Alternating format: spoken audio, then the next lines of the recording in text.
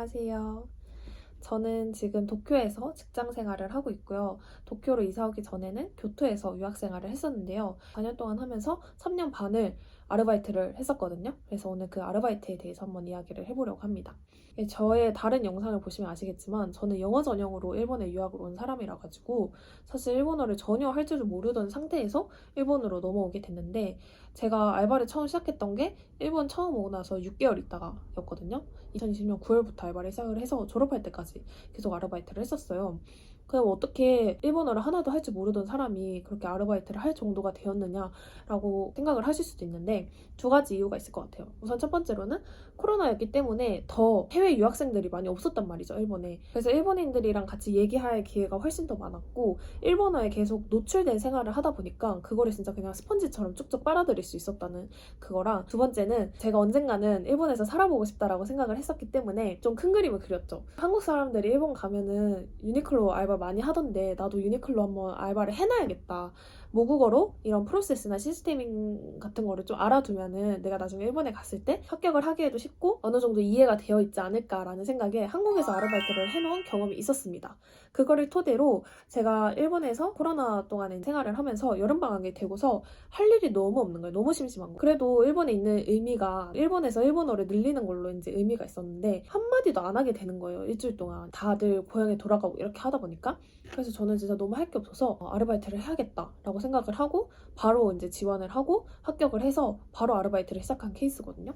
그래서 제가 예전에 이렇게 블로그 글을 적어놓은 게 있어서 조금 보면서 하도록 하겠습니다. 그게 아니면 제가 너무 횡설수설할 것 같아가지고 이걸 좀 보면서 이야기를 해보도록 할게요. 그래서 저는 일본에서 많이들 하시는 유니클로랑 무인양품에서 아르바이트를 했었어요. 같이 했던 건 아니고 유니클로를 2020년 9월부터 2022년 10월까지 그러니까 9월 31일까지 2년 동안 하고 무인양품을 2022년 10월 1일 날 이렇게 바로 다음 날에 가서 계약을 맺고 입사를 했었거든요. 그래서 이 두 개를 조금 비교를 해가면서 얘기를 하면은 좀 더 저의 이런 경험담들이 일본에 워홀 오시는 분들이나 유학 오시는 분들이 아르바이트 구하고 할 때 조금 도움이 되었으면 좋겠다는 마음으로 한번 해보도록 하겠습니다. 우선은 첫 번째로 시급에 대해서 이렇게 제가 적어놨는데 시급이 지금은 또 다를 거예요. 그리고 지역마다 또 달라요. 근데 제가 그때 했을 때는 유니클로는 1000엔이었고 무인양품은 970엔이었어요. 근데 이건 교토여서 도쿄나 이런 데보다 더 쌀 거고 지금보다는 더 쌌던 그런 케이스일 텐데 유니클로가 제가 딱 간들 때 시급 인상을 전국적으로 했거든요. 근데 그게 지역마다 달랐는데 교토는 1300엔으로 올려줬어요. 제가 간들 때 올려가지고 저는 한 달 동안 유급휴가 로 돈을 받았었는데 그걸 다 이제 1300엔 시급으로 받을 수 있었던 그리고 무인양품은 970엔 이렇게 적었는데 제가 한 달 일하고 전체적으로 시급이 100엔으로 올라가지고 100엔을 받으면서 일을 했습니다. 면접에 대해서는 분위기는 사실 우리가 생각하는 것처럼 좀 비슷비슷해요. 그리고 꽤 이제 아르바이트 면접보다는 좀 더 심층적으로 질문을 들어오는 그런 정도인데 일단 기본적으로 어느 아르바이트를 가든지 이 질문을 꼭 준비를 하셔야 되는 게 지원 동기. 왜 이곳에서 아르바이트를 하고 싶냐? 특히 저희는 이제 한국에서 일본으로 일을 하러 왔다, 뭐 공부를 하러 왔다 이렇게 되면은 왜 너가 여기서 일을 하고 싶냐라는 거에 대한 질문이 무조건적으로 들어오게 되고 그걸 플러스로 왜 일본에 왔냐 이런 질문도 들어올 수 있기 때문에 무조건적으로 준비를 하시는 게 좋고 제가 느끼기에는 일본에서는 기본적으로 이런 일본 기업들이 중요하게 생각하는 게 팀워크랑 적객이에요. 적객은 이제 아무래도 일본의 그런 적객 문화라든지 되게 잘 돼 있잖아요. 그런 것들을 우리가 잘 살릴 수 있는지 일본의 그런 룰들을 잘 따라갈 수 있는지에 대해서 물어보는 것 같고 근데 그게 한국인이라고 물어보는 게 아니라 일본 사람들한테도 똑같이 물어보는 질문인 것 같고 또 하나는 팀워크. 이거는 진짜 무조건적으로 네가 팀 안에서 하나의 멤버로서 잘 다른 사람들이랑 소통하면서 역할을 할 수 있냐 라든지 아니면 팀에서 리더로서 역할을 했던 적이 있냐 아니면 너는 팀에서 리더로 역할을 하느냐 아니면 뒤에서 이렇게 따라가는 사람으로 역할을 하느냐 이런 식으로 질문이 될 수 있는 게 엄청 많기 때문에 이런 거에 관한 질문에 대해서 꼭 준비를 해 놓으시는 게 좋고 일본어도 관련돼서 알고 계시는 게 질문이 들어왔을 때 대답을 할 수가 있겠죠. 그리고 적객 경험에 대해서는 이제 유니클로에서 알바를 했던 경험이 있으니까 너가 한국 유니클로에서 알바를 했을 때 좋았던 적객 경험이 있냐 이런 거를 물어본다든지 아니면은 제가 무인양품의 면접을 볼 때는 유니클로에서 알바를 하던 상태였으니까 유니클로에서 고객을 했던 것 중에 제일 기억나는 게 무엇인지 이런 식으로 고객 경험에 대해서 물어보고 일본어로 답을 할 수 있게 준비를 하셔야 될 거예요. 그리고 무인양품에서는 유니클로를 왜 관두는지, 그리고 유니클로에서는 한국이랑 어떤 점이 다른지 이런 거에 대해서도 물어보기도 했다라고 제가 이렇게 적어놨는데 사실 저는 좀 기억이 안 나네요. 제 경험상 저희가 이제 아무래도 외국인이다 보니까 1대1 면접이 그래도 그나마 좀 보기 쉽고 다대다 면접이라든지 그러면 더 긴장되고 이럴 것 같아요. 그래서 뭐 그거는 어쩔 수 없이 뭐 운에 따른 거긴 하겠지만은 1대1 면접이 되었을 경우에는 이 기회를 확 따겠다라는 생각으로 더 열심히 이렇게 잘 대답을 해주시면 좋을 것 같습니다. 일단 그분들이 원하는 대답을 하는 게 중요하잖아요. 그래서 그런 부분에 있어서 일본어로 준비를 해 가시는 게 중요하고, 저는 이때 면접에 대해서 준비를 한다고 해서 답을 달달달 외우게 되면은 거기 가서 한 번 틀리면 이제 아예 새까매지고 이렇게 되다 보니까 이런 질문이 나올 것 같아 라고 예상을 해놓고 그거에 대해서 제가 일본어로 한번 대답을 해보는 거죠. 그때 막히는 일본어가 있을 때 그 단어들만 따로 찾아서 외우는 식으로 했지 전부 다 외워서 가거나 하지는 않았습니다. 그리고 이런 아르바이트 같은 경우에는 알바몬이라든지 알바천국이라든지 어플이 있긴 한데 무인양품이나 유니클로 같은 이런 대기업들의 아르바이트들은 다 공식 홈페이지에서 아르바이트 채용 공고가 나오는 경우가 많아요. 그래서 그런 식으로 찾으시는 게 좋아요. 뭐 유니클로 채용, 무인양품 채용 검색을 하면은 자기가 사는 동네에 맞춰가지고 가서 면접을 신청을 해놓고 보시면 됩니다. 보통은 면접 보기 전에 전화로 연락이 오는 경우가 많아요. 그래서 본인이 지원을 해놨을 때 오는 전화에 대해서는 다 받을 수 있도록 하고, 전화도 사실 조금 긴장이 될 수도 있는데 결국 물어보는 건 언제 돼라든지 간단하게 뭐 어떤 비자를 갖고 있냐 이런 걸 물어볼 수도 있습니다. 그리고 일의 강도에 대해서는 사실 둘 다 조금 빡센 알바로 유명하거든요, 일본에서도. 근데 유니클로가 훨씬 더 빡센 느낌이고, 또 유니클로는 유니클로 매장마다 또 분위기가 다르고, 제가 했던 매장은 다른 매장에 비해서 또 유르이한 편이라고, 좀 더 널널한 편이라고 하더라고요. 제가 이렇게 적어놨어요. 손 정리? 이거를 이제 쇼히세리라고 하는데, 유니클로는 쇼히세리 진짜 빡세게 하거든요. 그래서 마감하고 어차피 옷만 파는 가게다 보니까 옷을 다 이렇게 다 정리를 안 하면 안 되는데, 무인양품에서 옷 파트가 있잖아요. 근데 거기를 그렇게까지 꼼꼼하게는 안 보는 그런 느낌이었어요. 근데 이제 유니클로는 일이 되게 많이 체계적인 느낌이었고, 무인양품은 조금 어영부영하는 느낌이 없잖아 있었다라는 생각이에요. 그래서 약간 유니클로는 급이 또 되게 많이 나눠져 있어요. 그래서 교환 환불은 어떤 이제 정직원만 해야 되고 약간 이런 거였는데, 무인양품은 저도 교환 환불 들어갔었거든요. 그런 거에 대해서는 급이 없었고, 일의 강도는 유니클로가 빡세고 무인양품이 심한데, 일을 하는 그런 프로세스라든지 그런 게 편한 거는 유니클로가 편하긴 했어요.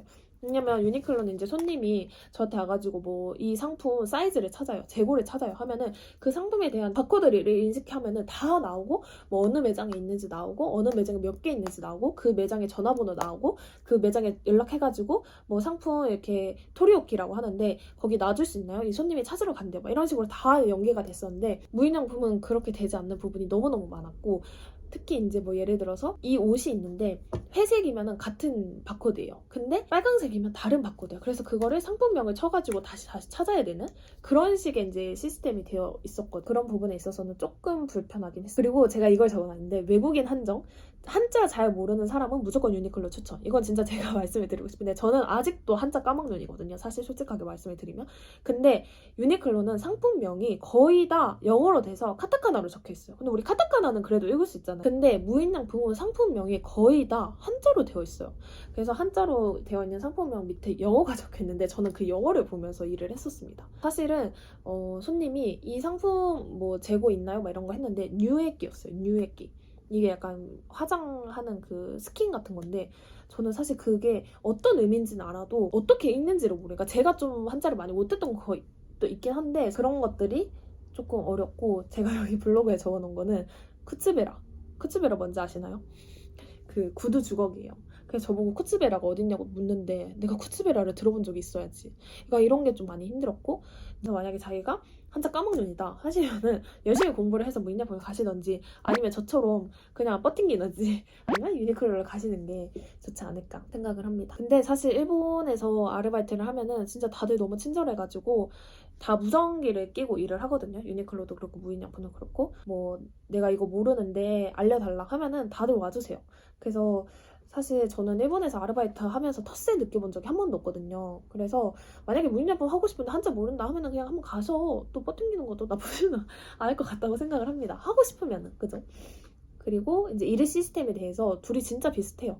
유니클로는 데일리라고 하고 무인양품은 와스케라고 하는데, 이거는 와크 스키줄을 줄임말이라고 하는데, 저는 일하고 한 3개월까지 몰랐습니다. 하루에 그 일을 해야 하는 것들에 대해서 출근하는 사람들 이름이 다 적혀 있고, 그 사람이 몇 시부터 몇 시까지 이제 출근 시프트가 들어가 있는지가 적혀 있고, 예를 들어서 10시부터 5시까지 출근이다 하면은 10시부터 11시까지는 뭘 하고, 11시부터 12시까지는 뭘 하고, 12시부터 뭐 1시까지는 휴게 시간 갖고, 1시부터 2시까지는 뭘 하고, 이런 식으로 다 적혀 있어요.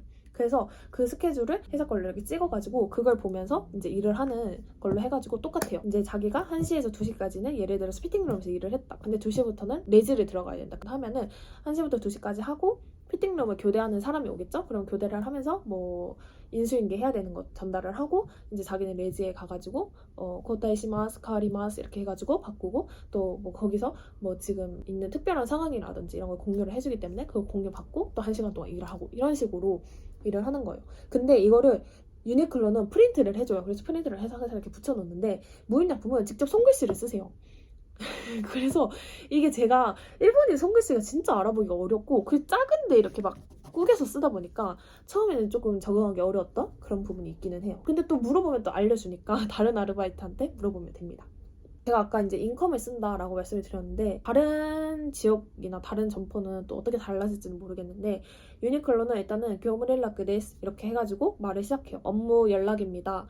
제가 지금 뭐 이런 손님이 있는데 어떻게 대응을 해야 될까요? 이런 식으로 질문을 한다든지 하면은 또 이제 높은 분들이 이렇게 말을 해주세요. 그러면 가시코마리마시다 이렇게 한 다음에 이제 손님한테 대응을 하면 되고, 무인양품은 그런 걸 말을 해야 하진 않았는데, 이제 자기 담당이 어딘지 피팅그루무노 나레나레 데스 이렇게 해가지고, 이마 피팅그루무니 이러한 손님이 있는데 이렇게 해도 되나요? 이런 식으로 물어보고 또 대응하고, 아니면 피팅룸 지금 사람이 너무 많아서 도와주실 수 있나요? 이런 것도 해도 되고, 이런 식으로 하면 됩니다. 일본 기업이잖아요. 그래서 이거는 점포마다 다를 것 같기는 한데 조례가 있어요. 항상 조례가 있고, 오픈을 해서 조례를 들어요. 조례를 듣고 그 매장에 나가기 전에 인사 연습을 합니다. 유니클로는 한바이 나나 다이오고 판매 7대 용어, 뭐 이라샤이마세, 가시코마리마시다, 쇼쇼 오마치 쿠다사이마세, 막 이런 것들을 7개 판매 뭐라고 해야 돼?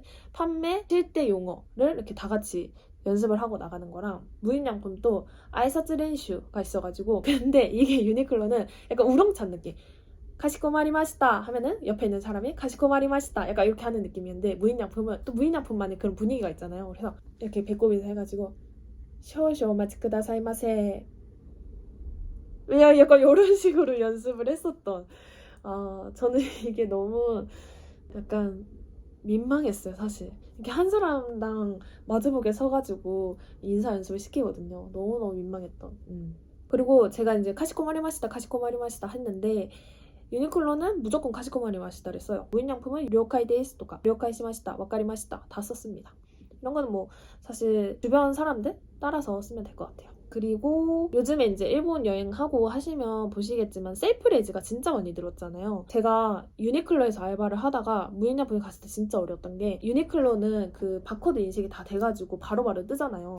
근데 무인양품은 다 이렇게 띡띡띡 해가지고 손님한테 얼마입니다, 뭐 얼마 받았습니다, 얼마 거스름돈입니다, 이거 다 말해야 되잖아요. 그래서 저는 그게 너무 어려운 거예요, 숫자가. 한 번도 내가 이 숫자를 일본어로 말해본 적이 없으니까. 그래서 초반에는 알바 가는 길에 버스에서 혼자 중얼거려 2990엔 데 고자이마스, 5000엔 오아즈카리시마스 뭐 이런 식으로 혼자서 괜히 어려운 숫자 3987엔 데 고자이마스, 19856엔 데 고자이마스 이런 거를 혼자서 연습하면서 가거나 하곤 했어요. 무인양품이랑 무지르시는 규칙이 엄청 빡센데, 둘 다 귀걸이 한 짝밖에 안 되는 규칙이긴 했거든요. 근데 저는 외국인이라서 그런지 아니면 그 점포 분들이 이제 이해를 해주신 건지 모르겠는데, 피어싱 같은 거 다 하고, 심지어 여기 코에도 피어싱이 있었는데 그런 거에 대해서는 많이 안 들었어요. 근데 안 되는 건 맞아요. 안 되는 건 맞고, 그 다음에 네일도 너무 세게 하려고 이러면은 뭐라고 해요. 그리고 염색은 절대 안 되는 그런 느낌이고요. 유니클로는 머리 아무렇게나 해도 되는데, 무인양품은 원래 머리 묶는 게 원칙입니다. 요즘은 달라졌을 수도 있는데 그 책에도 나와 있어요. 유니클로랑 무인양품이랑 둘 다 매장에서 판매하고 있는 유니클로 옷, 무인양품 옷을 사서 입어야 돼요. 그래서 둘 다 30% 할인을 해줬었고 그거를 타판, 샤항이라고 하는데 샤항 오네가이시마스 해가지고 유니클로는 직접 동직원 분들이 구매를 해주셔야 되고 무인양품은 어플로 인식이 돼가지고 다른 매장에서도 샤항이 되는 걸로 업데이트가 됐었거든요. 유니클로도 지금 될지는 모르겠는데 아마 안 될 걸로 알고 있어요. 그리고 유니클로는 좀 더 빡세서 지금 매장이나 온라인 스토어에서 지금 팔고 있는 옷을 입어야 되고 무인양품은 그거랑 상관없이 어쨌든 무인양품 그 택만 달려있으면 다른 것도 다 입어도 됐었습니다. 그리고 사원 판매할 때 옷은 둘 다 30% 해주지만 무인양품 같은 경우는 이거 좀 더 지금 업데이트 됐을 것 같긴 한데 제가 일할 때는 자파 같은 경우에는 15%, 가구 등 큰 상품 같은 거 있잖아요. 그런 거는 10%, 식품은 5%인가 10% 이런 식으로 할인을 해줬어요. 여기 제가 많이 쓰는 말 공통 해가지고 적어놨었는데 와 저도 이제 이 말들을 안 쓴 지 너무 오래돼가지고 카시코마리마시다 알겠습니다. 이거 진짜 많이 쓰니까 많이 입에 익혀두는 게 좋을 것 같고 쇼쇼 오마치 쿠다사이마세 쇼쇼 오마치 쿠다사이 이거는 손님들한테 좀 잠시만 기다려주세요. 쇼쇼 오마치 이타다케마스까? 라든지 그리고 손님이 막 이렇게 막 뭐 이렇게 물건 찾고 있는 것 같고 이럴 때 또 사레마시다 이렇게 묻는다든지 다이조부 데스까? 이렇게 묻는다든지 그 다음에 이거는 좀 일본의 기업 문화일 수도 있는데 아침에 출근하는 게 아니어도 무조건 오하요 고자이마스 라고 인사를 합니다. 밤에 7시에 출근을 해도 아침 인사인 오하요 고자이마스로 인사를 합니다. 아르바이트생들끼리 좀 친구가 됐다면 오하요 이렇게 인사를 해요. 존댓말 진짜 잘 써야 되잖아요. 손님이 뭐 하고 이렇게 물어보고 할 때 오가가 이타시마스 그다음에 전화 오고 이랬을 때 그거는 이제 매장마다 다르긴 한데 오뎅아 아리가또 고자이마스 라고 받는 경우도 있고 하이 오마타세 이타시마시타 라고 받는 경우도 있고 그렇게 하고서 뭐 매장의 누구입니다. 이름까지는 말 안 해도 된다고 생각을 하는데 어느 매장입니다. 뭐 이런 식으로 말을 하면 돼요. 오아즈카리 시마스 오아즈카리 이타시마스 받겠습니다. 오네가이 이타시마스 오네가이 시마스 시츠레이 이타시마시타 시츠레이 시마시타 시츠레이 시마스 이런 식으로 그리고 아리가또 고자이마스를 아리가또 고자이마시타 라고 이제 일본은 과거형으로 쓰거든요. 유니클로는 아리가또 고자이마시타를 못 쓰겠어요. 쓰지 마라. 언제 또 돌아올 손님이지 않냐 이렇게 해가지고 아리가또 고자이마스를 썼습니다. 맞다 오코시 쿠다사이마세 뭐 다시 방문해주세요 이런 식으로 인사를 많이 썼었어요. 그래서 제가 여기다가 이렇게 적어놨는데 둘 다 일을 해본 입장에서는 아직 일본어가 많이 익숙하지 않고 일본에서 알바가 처음이다 하면은 무조건 유니클로부터 하는 걸 추천한다 라고 적혀있네요. 더 체계적으로 배울 수 있고 다른 알바의 바탕이 되는 느낌으로 배울 수가 있고 일도 더 쉽게 할 수 있게 만들어 놓은 좀 더 체계적이고 매뉴얼이 훨씬 더 잘 돼 있는 느낌이에요. 근데도 무인양품 일이 더 편하기는 하다. 분위기도 좀 더 이렇게 좀 가벼운 느낌이고 해서 수다도 많이 떨면서 일을 할 수 있고 했는데 유니클로는 눈치도 진짜 많이 주고 그리고 그거 진짜 많이 시키잖아요. 이라시아이마세 이거를 유니클로는 계속 해야 돼. 오늘 뭐 고라이 때 아리가또 고자이마스 이러면서 계속 소리를 쳐야 되는데 무인양품은 그런 것 때문에 말 들어본 적이 한 번도 없어요. 그리고 제가 간둔 다음에 유니클로에서는 그 손님이 이 매장에 재고가 없을 때 온라인으로 시키게 하는 토리요세라든지 이런 거를 다 약간 성과를 매긴다고 들었거든요. 그래서 엄청 빡세졌다고 들었어요. 제가 할 때는 없었는데 그래서 그런 것도 좀 유니클로는 빡셀 수도 있고 하긴 한데 일본에서 아르바이트를 처음을 할 때 유니클로를 해본다 하는 거는 너무 좋은 경험이 되지는 않을까라고 생각을 합니다. 그리고 유니클로도 그렇고 무인양품도 그렇고 일본은 전체적으로 아르바이트가 시프트제예요. 그래서 사람을 엄청 많이 뽑아놓고 이 사람이 원하는 날에 원하는 시간만큼만 일을 할 수 있도록 어느 정도 상한선이나 뭐 하한선은 있겠지만은 되어 있어요. 그래서 내가 뭐 일주일 동안 여행을 간다. 그러면 일주일 동안은 아르바이트를 빼도 되고 다음 주에 좀 시간이 많으니까 많이 일을 하고 싶다 하면은 이날은 1시부터 7시까지 이날은 2시부터 10시까지 막 이런 식으로 아르바이트 시프트를 다 넣을 수 있단 말이에요. 그래 그걸 어디까지 반영을 해주는지는 뭐 정보에 따라 다르지만 그런 식으로 아르바이트를 할 수 있는 게 이제 조금 유학생이라든지 워홀이라든지 이런 거에 있어서 더 알바를 오랫동안 지속을 할 수 있는 그런 느낌이고 일본은 알바를 기본적으로 오래 해요.